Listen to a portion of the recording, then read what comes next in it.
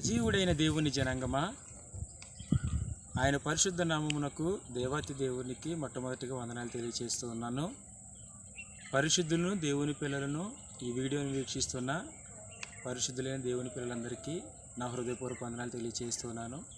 పిల్లరా, మరి ఈరోజు ఈ సాయంకాలపు చల్లని సమయంలో దేవుడు మనతో మాట్లాడుతున్న లేఖన భాగము మనం ధ్యానం చేద్దాము. పిల్లరా, మరి ఈరోజు చాలామందికి వారికి ఉన్న కష్టాలను బట్టి, వారికి ఉన్నటువంటి బాధలను బట్టి, వారికి ఉన్నటువంటి రోగములను బట్టి, పిల్లరా వారికి ఉన్నటువంటి వ్యాధులను బట్టి దేవుని వద్దకు వచ్చి ప్రార్థన చేయాలని ఆశ కలిగి ఉంటారు. కానీ ఎలా ప్రార్థన చేయాలి, దేవుని మేము ఎలా అడగాలి, దేవుని ఎలా ధ్యానం చేయాలి అనే విషయాలు వారికి తెలియక చాలామంది పిల్లరా ఏం చేయాలో తెలియక, ప్రార్థన ఎలా చేయాలో తెలియక చాలామంది ప్రార్థన చేసుకోలేని స్థితిలో ఉన్నారు. మీకోసమే దేవుడు నాతో మాట్లాడిస్తున్నాడు ఈ సాయంకాలపు సమయంలో. ఏంటంటే పిల్లరా, పరిశుద్ధ లేఖన గ్రంథంలో నుంచి హోషేయ గ్రంథము 14వ అధ్యాయము మొదటి చరణంలో చూసినట్లయితే చక్కగా మాట్లాడుతున్నాడు దేవుడు. ఇశ్రాయేలు, నీ పాపముల చేత నీవు కూలితివి గనుక నీ దేవుడైన యెహోవా తట్టు తిరుగుము.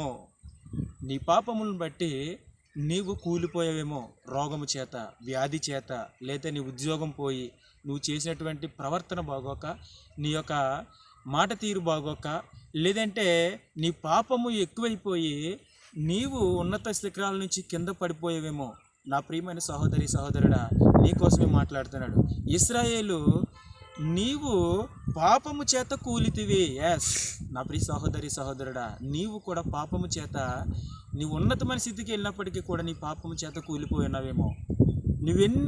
ఎలాంటి పరిస్థితిలో ఉన్నప్పటికీ కూడా నీకున్నట్టు వ్యాధిని బట్టి నీవు చింతిస్తూ ఉన్నావేమో. అయితే నా ప్రియమైన సహోదరి సహోదరుడు, నా దేవుడు ఇచ్చిన వాగ్దానం ఏంటో తెలుసా? నీవు నీ దేవుడైన యెహోవా తట్టు తిరుగుము. ఆమేన్, హల్లెలూయా. నీ పాపాన్ని విడిచిపెట్టి ఎప్పుడైతే దేవుని తట్టు తిరిగావో నీ ప్రార్థన దేవుడు అంగీకరిస్తాడు. దేవునికి స్తోత్రం కలుగును గాక.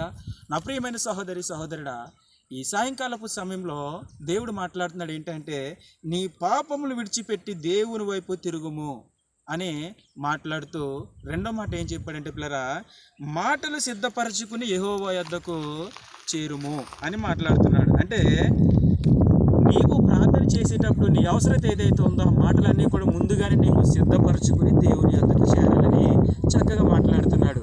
మొట్టమొదటి మనం చేయాల్సిన పని ఏంటంటే పాపమును విడిచిపెట్టాలి. నా ప్రియమైన సహోదరి సహోదరుడా, నీకున్న వ్యాధి నిన్ను విడిచిపోవట్లేదంటే నీకున్న పాపాలు నిన్ను పట్టి పీడిస్తూ ఉన్నాయేమో. నీకున్నటువంటి వ్యసనాలు నీ పాపంలో నుంచి బయటికి రానివ్వకుండా, నీ ప్రార్థన దేవుని వద్దకు చేరకుండా నీ పాపాలు అడ్డుగా ఉన్నాయేమో. నా ప్రియమైన సహోదరి సహోదరుడా, ఈ సాయంకాలపు సమయంలో నీతోటే మాట్లాడుతున్నాడు దేవుడు. ఏంటో తెలుసా? నీ పాపాలని ఒప్పుకొని ప్రార్థన సిద్ధపరచుకుని దేవుని వద్దకు వచ్చి ప్రార్థన చేయి. అప్పుడు దేవుడు నీకు జవాబు ఇస్తారని చక్కగా మాట్లాడుతూ ఉన్నాడు. అయితే నా ప్రియమైన సహోదరి సహోదరుడా, ఈ ప్రార్థన మనం ఎలా చేయాలని అంటే, నువ్వు ఒక్కడివే చేస్తే ప్రార్థన ఆలకిస్తాడా? నేను ఎక్కువ మంది కావాలి కదా అని నువ్వు అనుకుంటావేమో.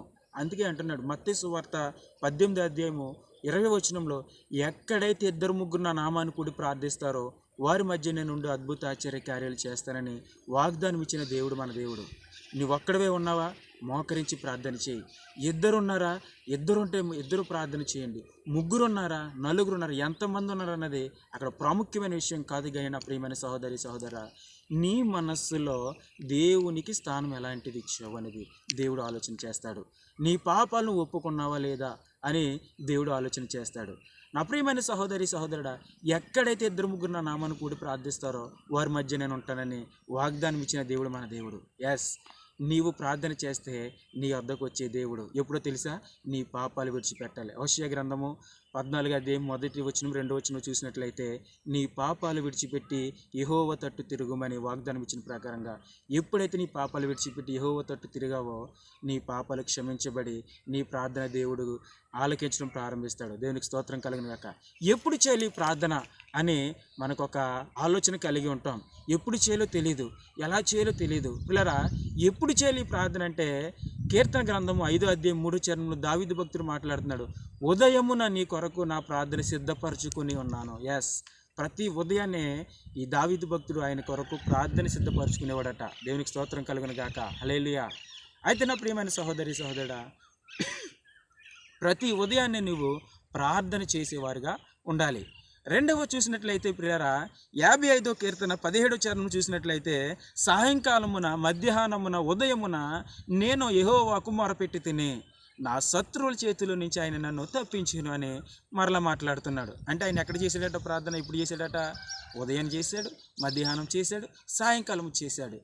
ఈ 3 పూట్ల కూడా ప్రార్థన చేస్తూ ఆయన దేవుని ఎదుట ఆయనకు ఉన్నటువంటి సమస్యలను బట్టి, ఆయన శత్రువులు ఆయన పైన పడేటువంటి విధానాన్ని బట్టి ఆయన నిత్యము ప్రార్థన చేస్తూ వాడుగా ఉన్నాడు. ఇంకా చూసినట్లయితే పిల్లరా, 86వ కీర్తన 3వ చరణం చూసినట్లయితే, దినమెల్లా దేవునికి ప్రార్థన చేస్తూ ఉన్నాను అంటున్నాడు. నా ప్రియమైన సహోదరి సహోదరుడా, దినమెల్లా ప్రార్థన చేయడం అంటే పనిపాటి మానేసేసి దినమెల్లా ప్రార్థన చేయడం కాదు, కానీ నువ్వు ఏ పనిలో ఉన్నా నీ మనసులో దేవునికి ఏం చేయాలి తెలుసా?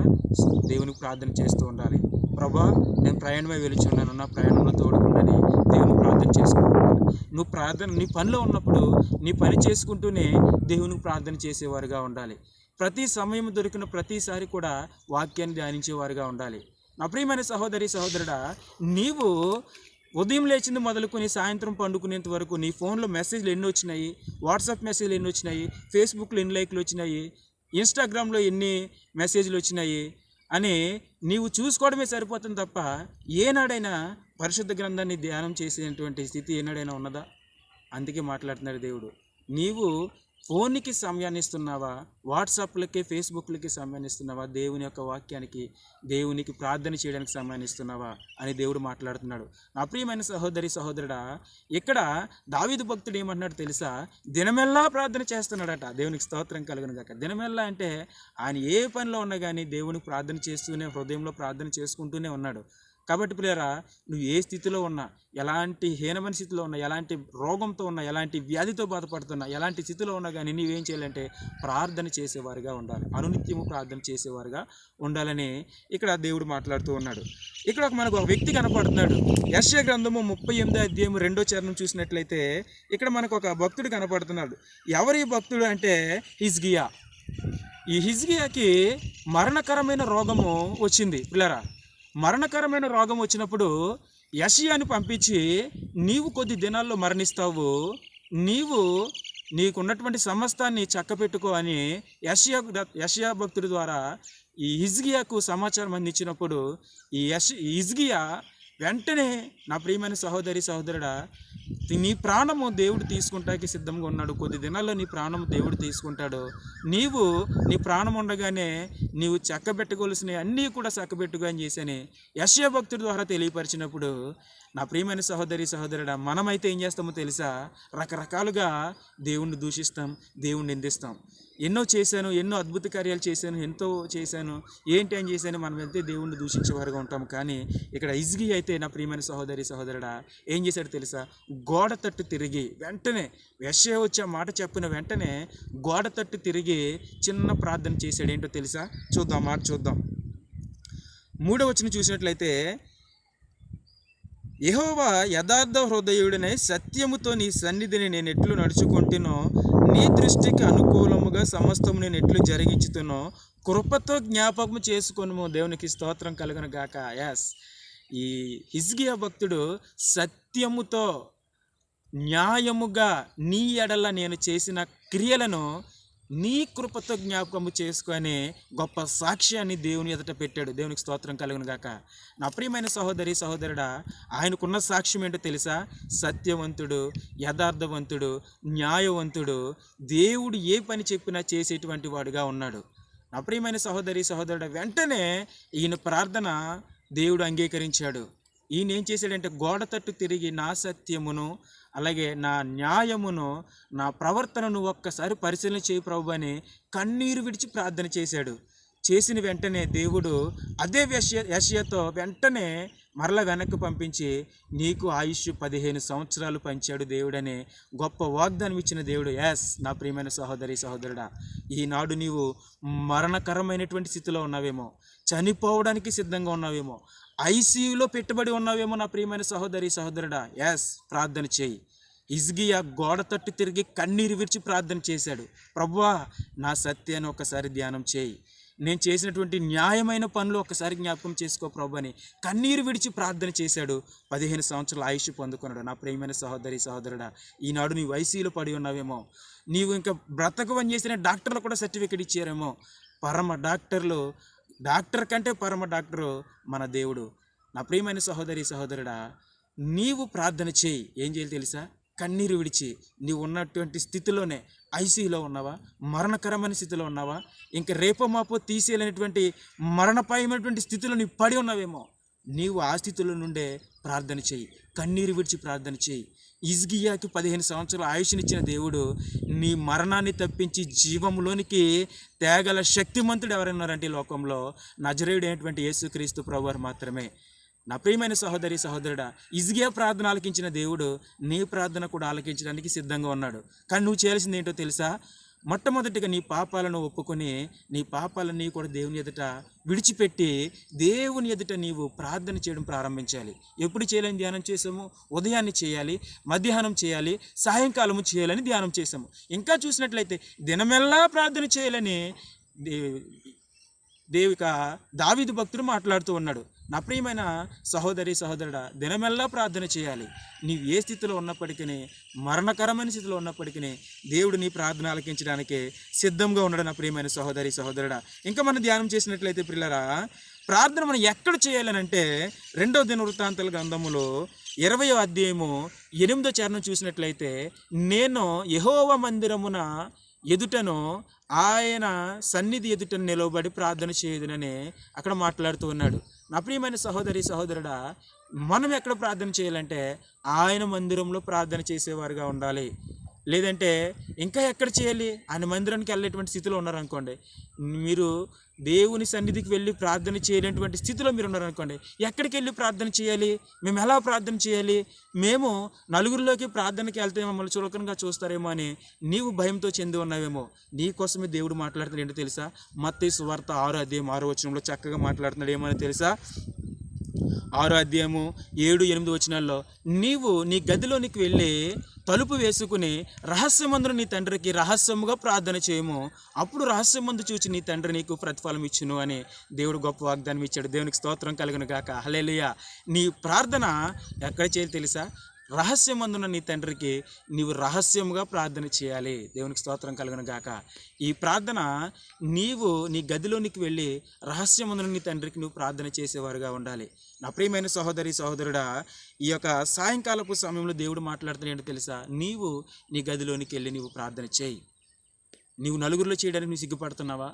నీ ప్రార్థన ఏదైతే ఉందో ఆ ప్రార్థన హోషేయ గ్రంథము 14వ అధ్యాయము 1, 2 వచనాల్లో ఏదైతే నువ్వు ప్రార్థన చేయాలనుకుంటున్నావో నీ మాటలు సిద్ధపరచుకోవాలని దేవుడు సెలవిచ్చి ఉన్నాడు. అలాగే నీ మాటలన్నీ కూడా సిద్ధపరచుకుని నీ గదిలోనికి వెళ్ళి రహస్యమందున నీ తండ్రికి రహస్యంగా నువ్వు ఎప్పుడైతే ప్రార్థన చేయడం ప్రారంభించావో దేవుడు అద్భుతాలు చేయడం ప్రారంభిస్తాడు. నా ప్రియమైన సహోదరి సహోదరుడా, ఈ యొక్క సాయంకాలపు సమయంలో దేవుడు నీతో మాట్లాడుతున్నాడో తెలుసా? నీవు ఎలాంటి స్థితిలో ఉన్నప్పటికీ ఈ లోకానుసారంగా కాకుండా దేవునికి ప్రార్థన చేసేవారుగా ఉంటే అద్భుతాలు చేసే గొప్ప దేవుడు. ఆనాడు మోషే ప్రార్థించగా పరలోకం నుంచి మన్నాను కురిపించిన దేవుడు హిజ్కియా ప్రార్థన చేయగా, కన్నీరు విడిచి ప్రార్థన చేయగా అతనికి 15 సంవత్సరాల ఆయుష్నిచ్చిన దేవుడు, యెహోషువ ప్రార్థన చేయగా సూర్యచంద్రులు ఆపిన దేవుడు నీ ప్రార్థన ఆలకించడా? నీకు జవాబు ఇవ్వడా? నీ రోగాన్ని తీసివేయడా? నీకున్న వ్యాధిని తీసివేయడా? నీకున్న బలహీనతను తీసివేయడా? నీ కుటుంబంలో సమస్యను తీసివేయడా? నీకున్న అప్పుల బాధలను తీసివేయడా? సమస్తాన్ని తీసివేయ శక్తిమంతుడు నజరేయుడైన యేసుక్రీస్తు ప్రభువారు. ఆయన చెంతకు చేరుకుందాం. ఆయన దగ్గర మనందరము చేరుకుని ఆయనకు ప్రార్థన చేసి నీకున్నటువంటి శ్రమలు, నీకున్నటువంటి వ్యాధి, నీకున్నటువంటి అప్పుల బాధలు, నీవు విడిచిపెట్టినటువంటి ఉద్యోగము తిరిగి నీకు రావాలని నువ్వు ప్రార్థన చేసినట్లయితే అద్భుతాలు చేయగల శక్తిమంతుడు. చనిపోయి 3 దినాలు సమాధిలో పెట్టబడినటువంటి లాజరును ఒక్క మాటతో బతికి రప్పించినటువంటి గొప్ప శక్తిమంతుడు మన దేవుడు. అలాంటి దేవుని కృపలో మనందరము ఉండి ఆయన వాక్కు కొరకు ఎదురు చూస్తాము, ప్రార్థన చేద్దాము. ఆ ప్రార్థనకు తగిన ప్రతిఫలం మనందరం పొందుకొని దేవునిలో మనందరం ముందు కొనసాగి నీకున్నటువంటి ఇరుకును, ఇబ్బందును, వ్యాధిని, రోగమును, నీకున్నటువంటి ప్రతి సమస్యను, అప్పుల బాధలు అన్నిటి నుంచి నజరేయుడైన యేసుక్రీస్తు నామములో నీవు నేను మనందరము స్వస్థత పొందుకుందుము గాక.